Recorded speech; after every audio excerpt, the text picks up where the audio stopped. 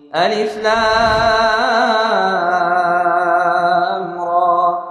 تلك آيات الكتاب المبين إنا أنزلناه قرآنا عربيا لعلكم تعقلون نحن نقص عليك أحسن القصص بما أوحينا إليك هذا القرآن وإن كنت من